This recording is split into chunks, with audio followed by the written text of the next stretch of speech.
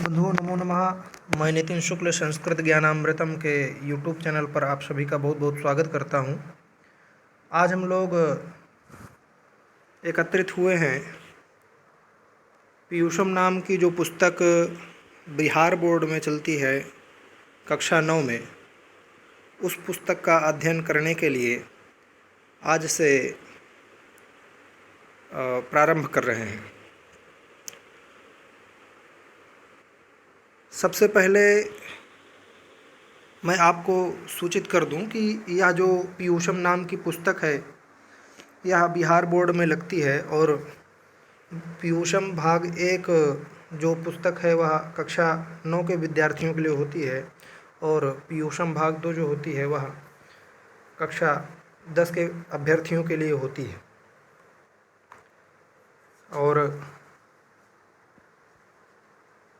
अभी तो हम लोग सीधे पाठों का विस्तृत अध्ययन करते हुए चलेंगे और फिर जब इन पाठों का समापन हो जाएगा, जितने भी अध्याय हैं हमारे पाठ्य पुस्तक में, उन सभी अध्यायों का जैसे ही समापन हो जाएगा उसके बाद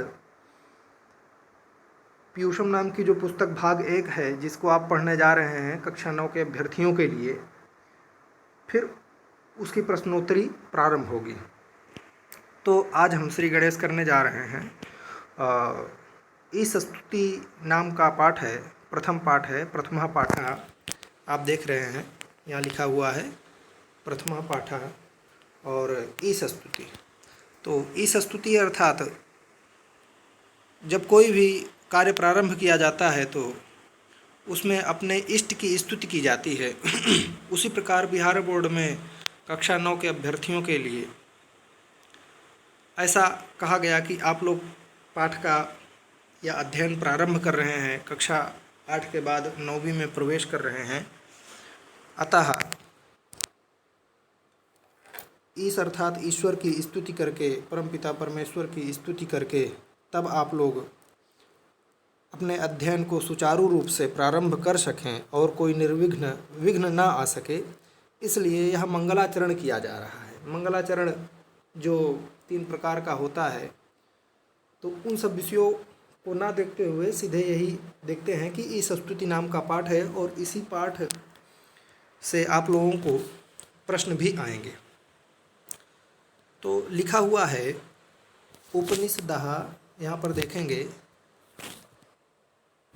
उपनिषदः भगवद्गीता च इति जीवनस्य अभ्युदयाय विकसिताः अमूल्या ग्रंथाः।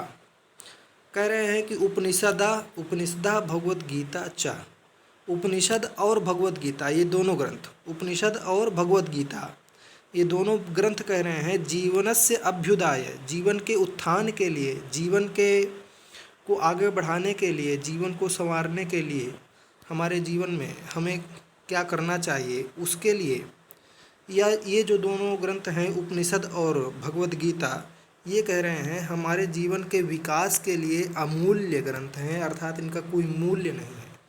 जिस प्रकार हम कोई भी वस्तु लेते हैं तो उस वस्तु का कोई ना कोई एक निश्चित मूल्य होता है कि वह 10 रुपये, 5 रुपये, 50 रुपये, 100 रुपये, 1000, 2000, 10,000, 20,000 रुपये तक या और अधिक जितनी जैसी जिसकी जो मूल्य होता है वह उसमें बिक्री हो जाती है। परंतु यह जो उपनिषद और भगवद गीता को यहाँ पर बता रहे हैं कि ये दोनों पुस्तक हमारे जीवन के अभ्युदय के लिए, जीवन के विकास के लिए अमूल्य ग्रंथ हैं, इनका कोई मूल्य नहीं है। उपनिषदः अनेकेषां ऋषीणां विचारान् प्रकटयन्ति।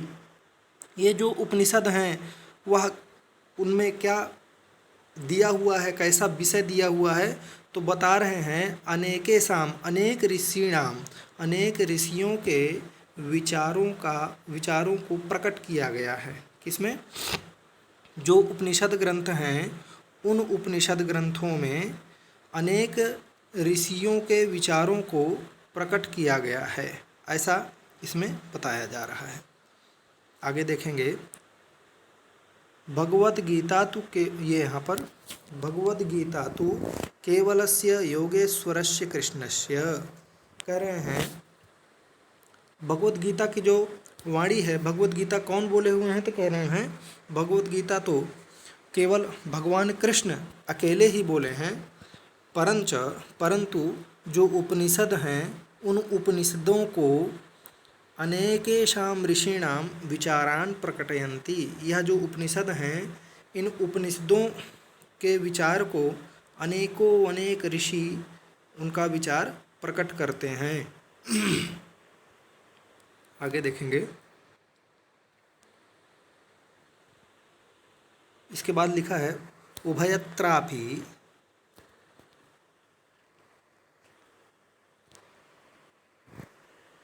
उभयत्रापि परमात्मनः सर्वशक्ति संपन्नता दर्शिता। अगर दोनों प्रकार से देखा जाए तो वह जो परमात्मा है वो सर्वशक्ति संपन्न है। अस्मिन् पाठे तस्यैव परमेश्वरस्य स्तुति वर्तते।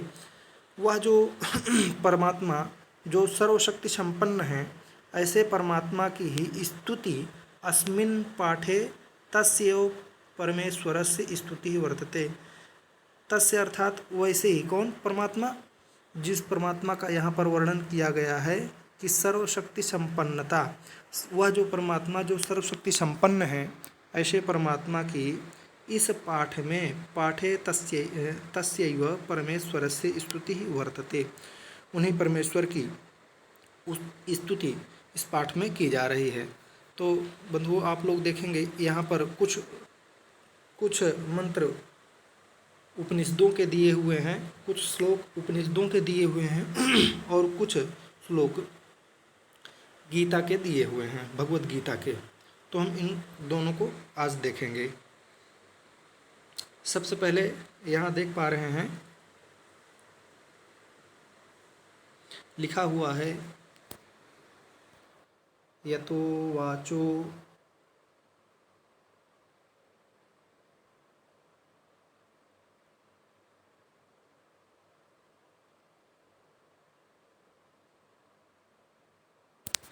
लिखा हुआ है यतो वाचो निवर्तन्ते तद्धाम परमं मम। क्या लिखा है? यतो वाचो निवर्तन्ते अप्राप्य मनसा सह आनंदम ब्रह्मणो विद्वान न बिभेति कुतश्चन। ऐसा लिखा हुआ है। यतो वाचो निवर्तन्ते अप्राप्य मनसा सह, अर्थात यथा माने जो वाचो अर्थात वाणी, तो जो वाणी निवर्तन्ते का अर्थ क्या हो जाएगा?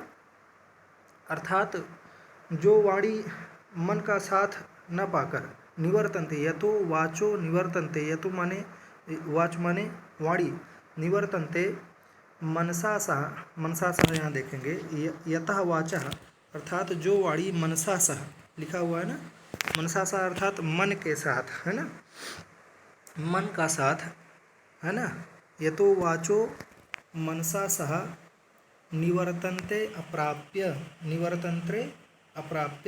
अर्थात न पाकर लौट जाती है। ऐसी वाणी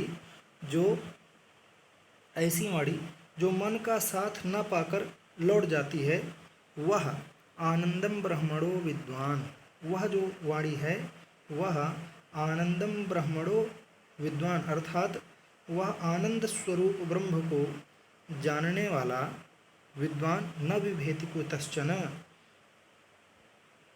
अर्थात वह आनंद स्वरूप ब्रह्म को जानने वाला किसी से भी नहीं डरता।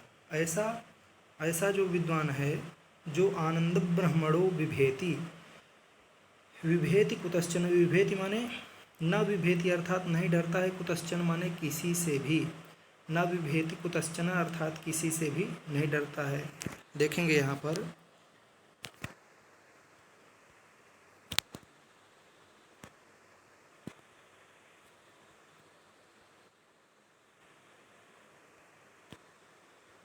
जी,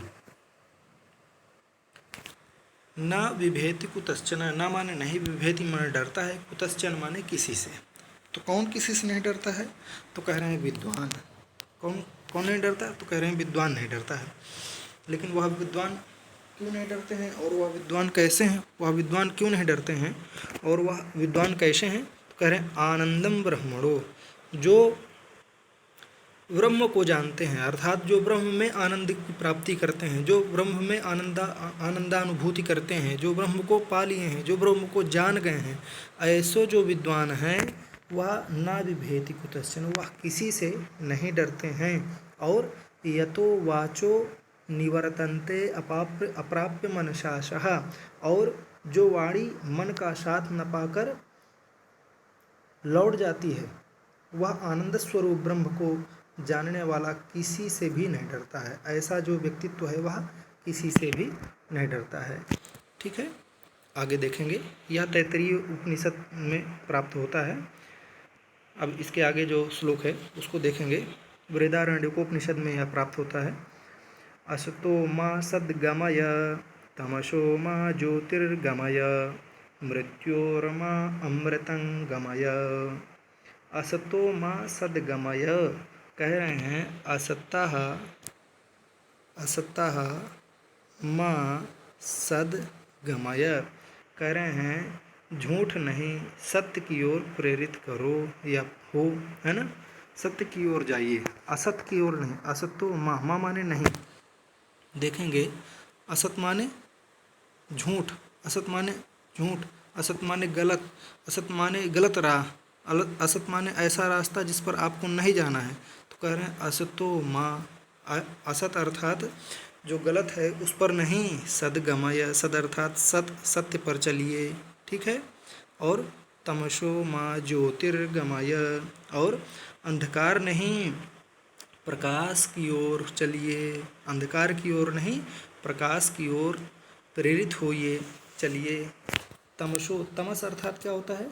तमस अर्थात अंधेरा, है ना। तमसो माँ, माँ माने नहीं, तमस अर्थात अंधेरा, तो अंधेरे की ओर नहीं ज्योति की ओर गमय। ठीक है। और क्या कह रहे हैं देखेंगे। असतो माँ, असत अर्थात असत्य की ओर नहीं सद्गमय, सत्य की ओर चलिए। फिर आगे क्या कह रहे हैं?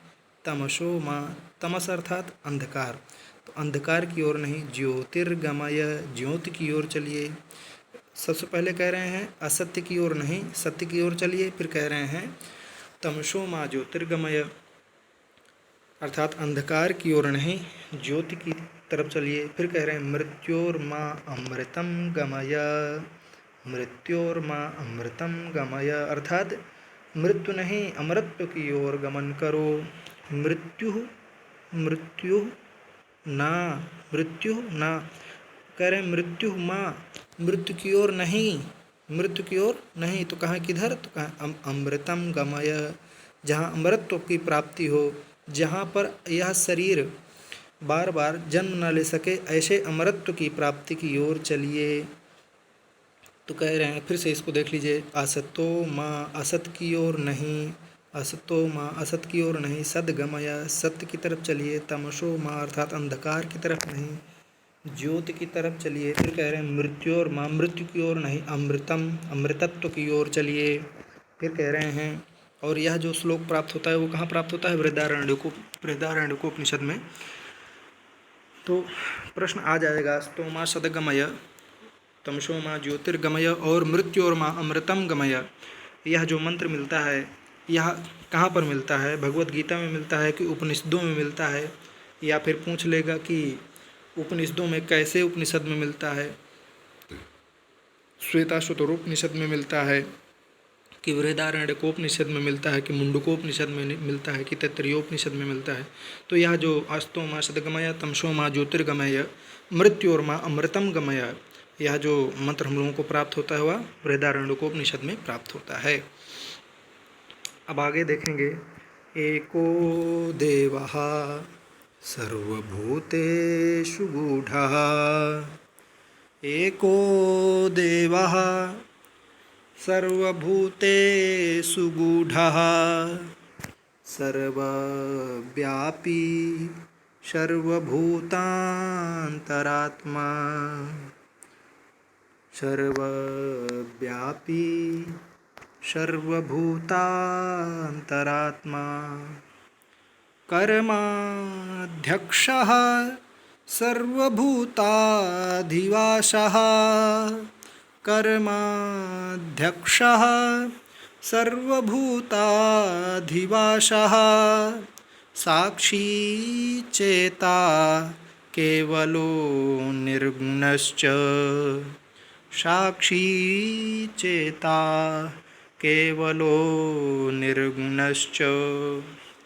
फिर से देखेंगे, श्लोकों का गायन भी आप लोगों को आना चाहिए, इसलिए देखिए इसको।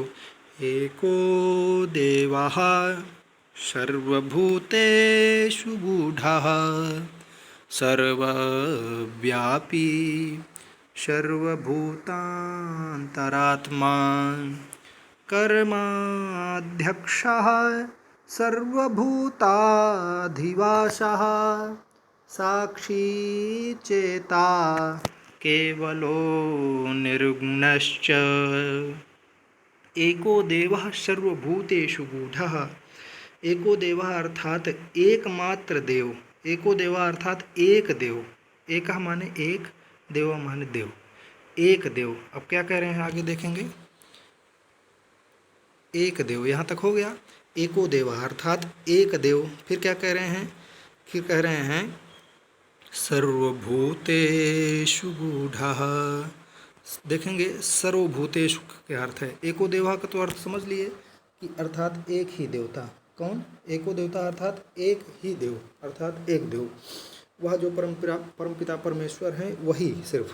कह रहे हैं सर्वभूतेषु अर्थात सर्वभूतेषु, इस ब्रह्मांड में जो चराचर जीव हैं, जो भी है, जो जीव हो, निर्जीव हो, लकड़ी हो, पत्ते हों, टहनियाँ हों, पानी हो, मनुष्य हो, कुत्ते हों, जानवर हों, अनेक प्रकार के सभी, सर्वभूतेषु से यही का बोध होता है। सर्वभूतेषु अर्थात जितने भी चराचर जीव हैं, जितना भी जो आप ब्रह्मांड में जिन जीवों को देख सकते हैं अथवा जिन्हें नहीं भी देख सकते हैं, जो अणु से भी अणु, ऐसे जीव जो बहुत परमाणु हैं, जो बहुत छोटे हैं, जो हम अपनी आँखों से नहीं देख सकते हैं, ऐसा जो वह देवा है, जो ऐसा देवा, एकह देवा, ऐसा एक ही देवता है जो सर्वभूतेषु, जो सभी प्राणियों में गूढ़ः, क्या है, वह छिपा हुआ है। गूढ़, गूढ़ अर्थात छिपा हुआ, अर्थात प्रविष्ट हुआ है, अर्थात भाई गूढ़ा का अर्थ तो होता है छिपा हुआ। तो छिपा हुआ इसलिए है क्योंकि वह हमको दिखता तो नहीं है, परंतु वह हमारे अंतश्चेतना में, वह हमारे हृदय में, वह हमारे शरीर के प्रत्येक अंगों में समाहित रहता है। ऐसे जो परमपिता परमेश्वर हैं, सर्वव्यापी सर्वभूता अंतरात्मा, यह अर्थ समझ में आ गया होगा। ये यहाँ से यहाँ तक, अर्थात एक ही देवता, वह एक ही देवता सर्वभूतेषु गूढ़ा, वह जो है क्या है, सर्वभूतेषु अर्थात सभी प्राणियों में छिपे हुए हैं, सभी प्राणियों में प्रविष्ट हैं, और सर्वव्यापी, और क्या है, सर्वव्यापी हैं अर्थात हर जगह सर्वत्र फैले हुए हैं, हर जगह फैले हुए हैं, और सर्वभूतांतरात्मा, और क्या है, सभी जीवों की आत्मा है, सभी जो जीव हैं उनकी क्या है, आत्मा है, वही एको देवा, या क्या है, एको देव, या एको देवा का है, ये सब विशेषण है। आप देखेंगे एको देवा, एको देवा क्या है, तो कह रहे हैं सर्वभूतेषु गूढ़ः, एक ही देवता है, वह परमपिता परमेश्वर सभी प्राणियों में समाहित हैं, और क्या है, सर्वव्यापी, सर्वव्यापी कौन, एको देवः, वही एको देवः ही सर्वव्यापी हैं, और वही एको देवः ही सर्वभूतांतरात्मा भी हैं, अर्थात सभी प्राणियों की अंतरात्मा में प्रविष्ट हैं, सभी प्राणियों की अंतरात्मा में बैठे हुए हैं, सभी प्राणियों की अंतरात्मा को देख रहे हैं, और क्या कह रहे हैं, कर्माध्यक्षः, और वो सभी के कर्मों का नियंत्रण भी करते हैं। कर्माध्यक्ष, सभी के कर्मों के अध्यक्ष हैं, अर्थात नियंत्रण करने वाले हैं, देखने वाले हैं, है ना।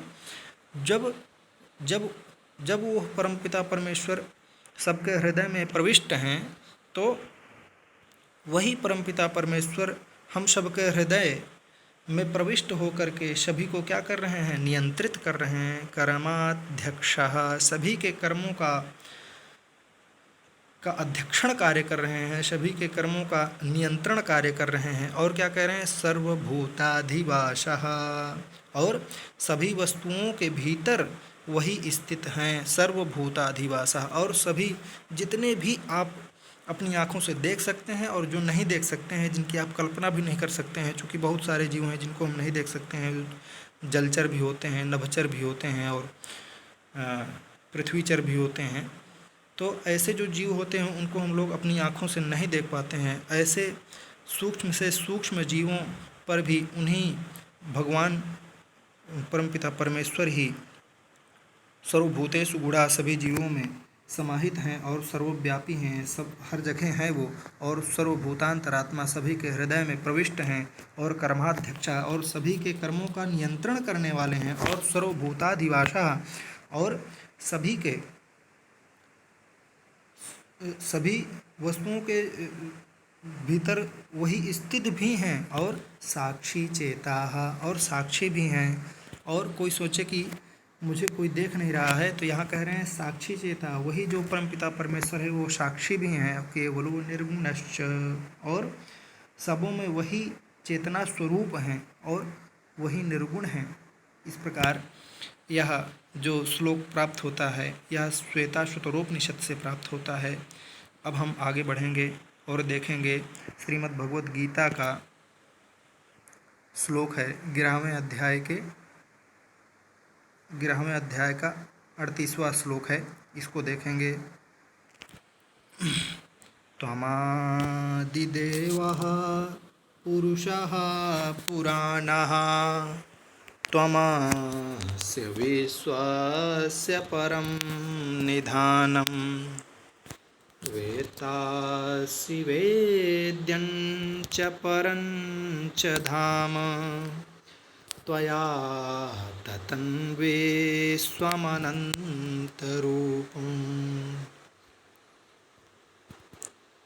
देखेंगे त्वमादिदेवः पुरुषः पुराणः, कह रहे हैं त्वम आदिदेवः, त्वम अर्थात तुम ही आदिदेव हो, अर्थात आप ही आदिदेव हो, सबसे आदिदेव। आदिदेव अर्थात प्रथम देवता। सबसे प्रथम देवता कौन? कह रहे हैं वही परमपिता परमेश्वर, जिसका अर्चन बंदन पूजन हम लोग कर रहे हैं अपनी वाणी के द्वारा।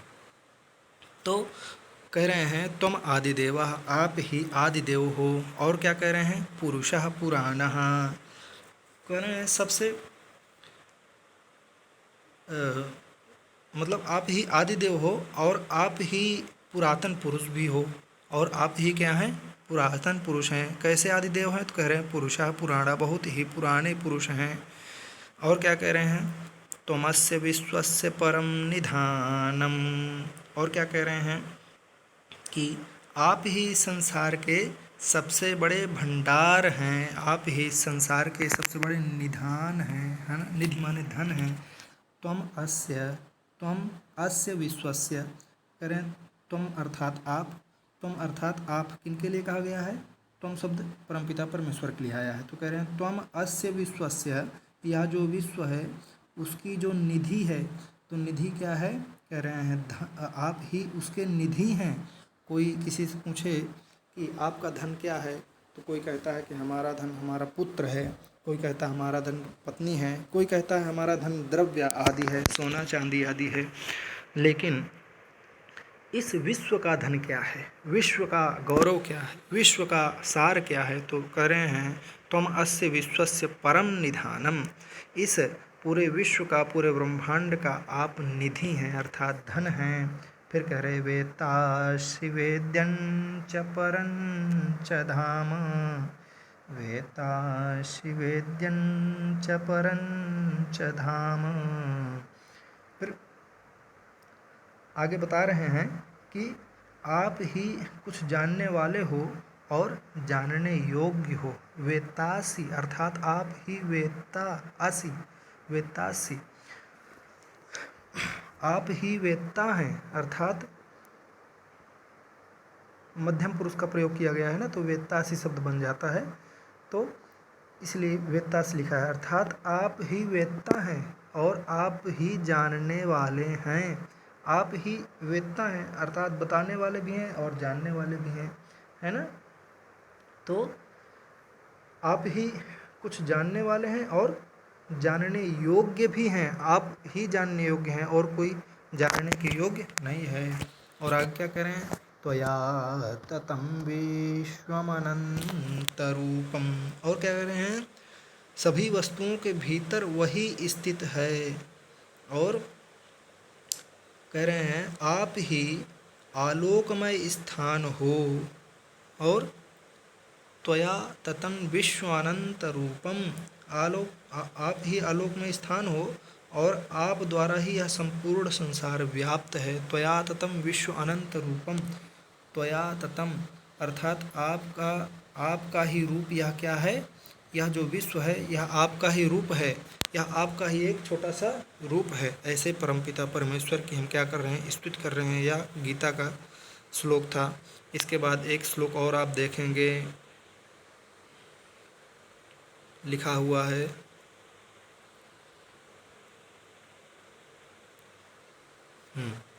नमः पुरस्तादथ पृष्ठतस्ते, नमोस्तु ते शर्वत एव शर्व।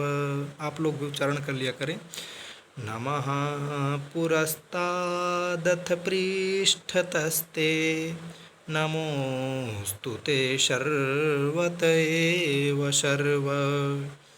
अनन्तवीर्यामितविक्रमस्त्वं, सर्वं समाप्नोषि ततोऽसि सर्वः। यहाँ से ऊपर से देखेंगे क्या है कि नमः पुरस्तादथ पृष्ठतस्ते, यहाँ लिखा हुआ है नमः पुरस्तादथ पृष्ठतस्ते, अर्थात आपके सामने, अर्थात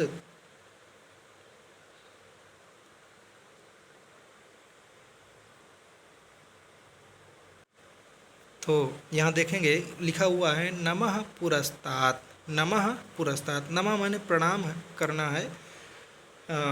तो कह रहे हैं कैसे प्रणाम कर रहे हैं, तो कहें पुरस्तात् अर्थात सामने से प्रणाम कर रहे हैं। और फिर कह रहे हैं नमः पुरस्तात् अथ पृष्ठतस्ते, कह रहे हैं सामने से भी प्रणाम है और पृष्ठ भाग से भी प्रणाम है, अर्थात आगे से भी प्रणाम है और पीछे से भी प्रणाम है। ऐसे कैसे परमपिता परमेश्वर जो सर्वव्यापी हैं, जो सभी की आत्माओं में प्रविष्ट हैं, जो सर्वव्यापी हैं, जो सर्वगूढ़ेषु आत्मा हैं, और जो विश्व का त्वमस्य विश्वस्य परम निधानम है, जो वेतास्य वेद्यम है, जो त्वया ततं विश्वमनंत रूपम है, जो इस प्रकार के जो परमपिता परमेश्वर हैं। नमः पुरस्तात्, यहाँ देखेंगे नमः पुरः, नमः पुरः, पुरः माने सामने से, नमः ने प्रणाम करना है। कह रहे हैं सामने से भी प्रणाम है और पृष्ठतस्ते और पीछे से भी प्रणाम है। नमोस्तु ते सर्वत एव शर्व। फिर कह रहे हैं कि आपको सभी ओर से प्रणाम है। नमः ते, नमः अर्थात प्रणाम है, ते माने आपको, सर्वतः अर्थात हर जगह से, एव सर्व अर्थात चारों तरफ से आपको मैं प्रणाम करता हूँ, घूम घूम कर प्रणाम करता हूँ। और क्या कह रहे हैं कि अनंत वीर्यामितविक्रमस्त्वं, अनंत वीर्यामितविक्रमस्त्वं।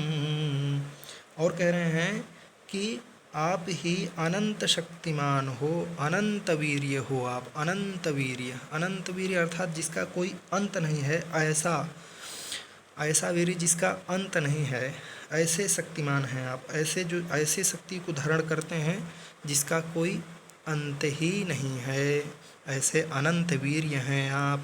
इति विक्रमस्त्वम, और तुम ही अत्यंत पराक्रमी हो, और आप ही अत्यंत विक्रम हो। विक्रम अर्थात पराक्रम को धारण करते हैं, मतलब आप ही अनंत बल को धारण करते हैं, आप ही अनंत शक्ति को धारण करते हैं, आप ही अनंत वीर्य को धारण करते हैं, आप ही अनंत शौर्य को धारण करते हैं, और आप ही अनंत विक्रम को धारण करते हैं। विक्रमस्त्वम। और आगे लिख रहे हैं सर्वं समाप्नोषि ततोऽसि सर्वः, सर्वं समाप्नोषि ततोऽसि सर्वः, क्षमता। आगे देखेंगे और कह रहे हैं सर्वम समाप्नोषि। सर्वम अर्थात सबको, समाप्नोषि माने समाहित कर लेते हैं, विलीन कर लेते हैं। आप ही सबको विलीन कर लेते हैं, किसमें? अपने में ही। ततोऽसि सर्वः, और सब कुछ तुम्हारे द्वारा अर्थात आपके ही द्वारा व्याप्त है। ततो असि सर्वा, या जो हम सब देख रहे हैं वह आपके द्वारा ही व्याप्त है। देखेंगे नमः पुरस्ताद अथ पृष्ठतस्ते, अर्थात प्रणाम है आपको आगे से भी और पीछे से भी। नमोस्तुते सर्वत एव सर्व, आपको भी चारों तरफ से बिल्कुल प्रणाम हम कर रहे हैं। और कह रहे हैं अनंत वीर्य, आप अनंत वीर हैं, आप अनंत बल को धारण करते हैं और आप अनंत विक्रमी हैं, अर्थात अनंत पराक्रम को धारण करते हैं। सर्वम समाप्नोषि, आप में ही सब कुछ समाहित है, आप में ही सब कुछ समाप्त हो जाता है, आप में ही सब कुछ विलीन हो जाता है। यह जो पूरा ब्रह्मांड है वह आप में ही विलीन है। ततोऽसि सर्वः, और सब कुछ आपके द्वारा ही व्याप्त है। ततो असि सर्वः, या जो हम सब लोग देख रहे हैं और जो नहीं देख पा रहे हैं वो सब आप में ही है। तो इस प्रकार छात्रों, हम लोग संस्कृत ज्ञानामृतम के यूट्यूब चैनल पर ईश स्तुति नाम के पाठ का अध्ययन कर रहे थे। और यदि आपको अच्छा लगा हो तो इस चैनल को सब्सक्राइब करें और बेल आइकन अवश्य दबा दें, ताकि जो भी नया वीडियो हमारे द्वारा संस्कृत ज्ञानामृतम के यूट्यूब चैनल पर डाला जाए तो आपको उसका संदेश प्राप्त हो सके। बहुत बहुत धन्यवाद।